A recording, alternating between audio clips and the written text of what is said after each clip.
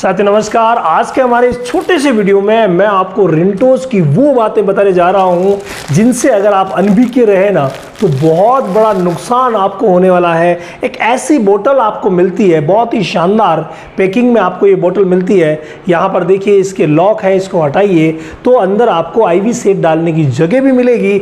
और ये जो ड्रिप है, ये जो सलाइन है, ये भाई बहुत ही शानदार है और मरते हुए पशु की जान बचा सकता है। आप मेरे पीछे देख रहे हैं इस तरीके की पैकिंग, आप हाथ में भी देख रहे हैं। हमेशा ध्यान रखिए, अगर इसके अंदर कहीं पर भी कोई पार्टिकल आपको तैरता हुआ नज़र आ रहा है, कोई भी फंगल हो सकता है, कोई भी एक्स्ट्रा फॉरेन बॉडी इसके अंदर है, तो इसका इस्तेमाल कतई मत कीजिएगा। उसको आप वापस मेडिकल स्टोर पर दे दीजिएगा। इसका इस्तेमाल तभी किया जाता है जब ये बिल्कुल ट्रांसपेरेंट हो, कहीं से भी लीक ना हो। अगर हम बात करें इसके कंटेंट की तो भाई कंटेंट ही तो धड़कन है इसकी। कंटेंट में क्या क्या है देखिए। यहाँ एक बात थोड़ी सी मैं आपको बताऊँ इस फोटो से, ये देखिए यहाँ लिखा हुआ है एक विशेष वर्ड जिसका नाम है मल्टी इलेक्ट्रोलाइट विथ 20% डेक्सट्रोज। यानी इसकी यही खासियत है कि इसमें 20% डेक्सट्रोज भी मिलेगा, साथ में मल्टी इलेक्ट्रोलाइट्स भी है। अगर मल्टी इलेक्ट्रोलाइट्स में बात करें क्या क्या मिलेगा तो भाई देखिए इसमें डेक्सट्रोज है, वो आप देख ही रहे हैं, 20 ग्राम है। किस में है? पर 100 ml में। तो 100 ml में 20 ग्राम है, यानी कि अगर ये 500 ml की बोतल, हाँ मार्केट में आपको 500 ml की बोतल भी मिलेगी तो 1 लीटर की बोतल भी मिलेगी।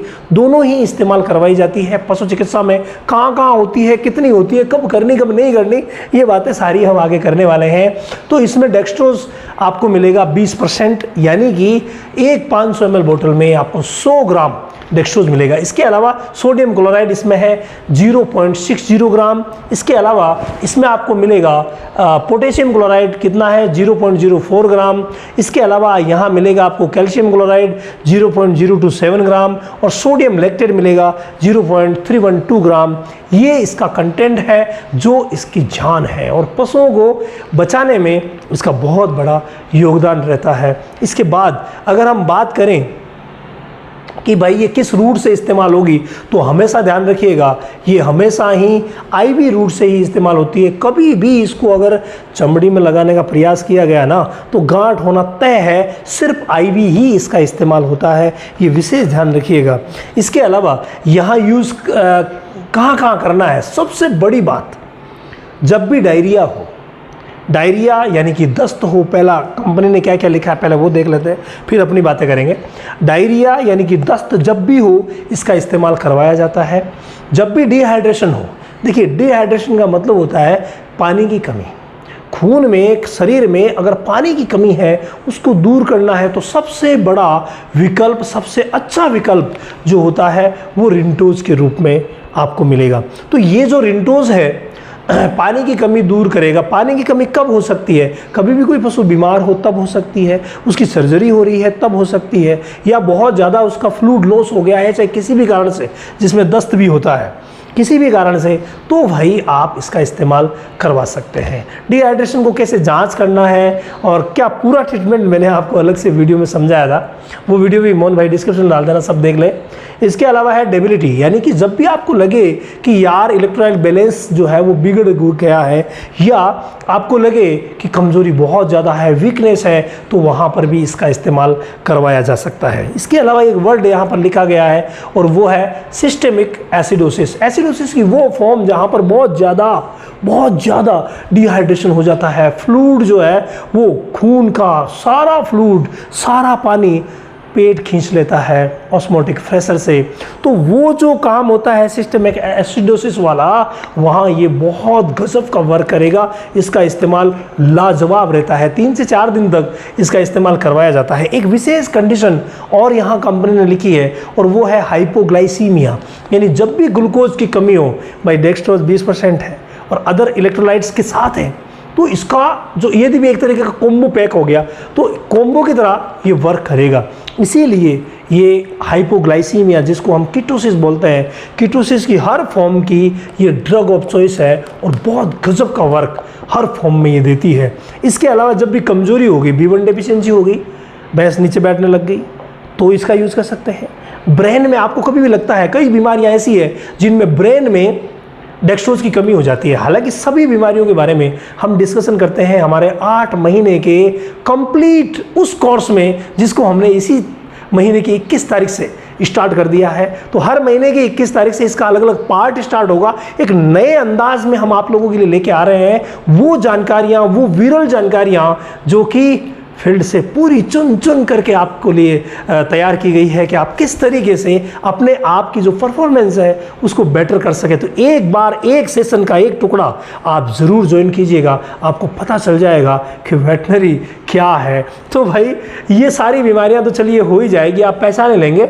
लेकिन यहाँ पर जो बात चल रही थी कीटोसिस की, तो कीटोसिस में ये बहुत ही शानदार वर्क करता है। और B1 डेफिशिएंसी, मिल्क फीवर, जो भी कमजोरी वाली बीमारियां हैं ना, सब में लगा दीजिए, कोई प्रॉब्लम नहीं है। एक बात यहाँ लिखी है कंपनी ने, सेप्टिसीमिया यानी गंभीर इन्फेक्शन जब हो जाता है और पशु की स्थिति बहुत ज़्यादा डाउन हो जाती है, ऐसी कंडीशन में इसका इस्तेमाल किया जाता है। सेप्टिसीमिया में इस्तेमाल होने की वजह से इसको कई कंडीशन ऐसी है जहाँ हाई टेम्परेचर में भी यूज़ किया जाता है, ज़्यादा हाई में नहीं, लेकिन नॉर्मल जो थोड़ा बहुत हाई 104-105 पर इसका इस्तेमाल करवाया जाता है और पशुओं की जान को बचाया जाता है। ये पशु चिकित्सक पर डिपेंड करता है कि वो किस कंडीशन में इस्तेमाल करें। बाकी नॉर्मल और लो टेम्परेचर का तो ये बादशाह है, बहुत ही शानदार वर्क करेगा। और हाई टेम्परेचर की भी कई ऐसी बीमारियां, कई ऐसी कंडीशंस में ये बहुत ही शानदार वर्क करता है। आगे अगर हम बात करें डिस्टर्ब इलेक्ट्रोलाइट बैलेंस, यानी जो इलेक्ट्रोलाइट्स बैलेंस डिस्टर्ब हो जाता है, भाई पहचान तो आप लेंगे ही।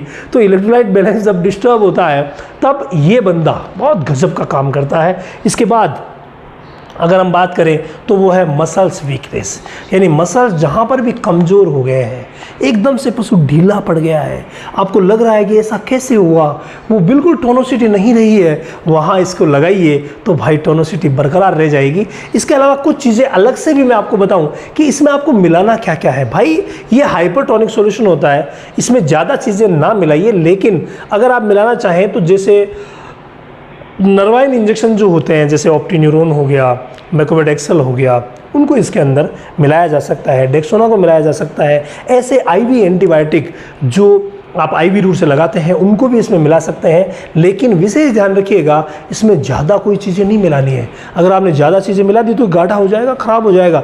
इसीलिए आपको अगर मिलाना है तो कोई दूसरा फ्लूइड यूज़ कीजिए, या 500 ml में जो 30-40 ml के आसपास जो सेमी ग्रुप की चीज़ें मिलाई जाती है, नर्वाइन वगैरह, डेक्सोना वगैरह, वो मिला सकते हैं।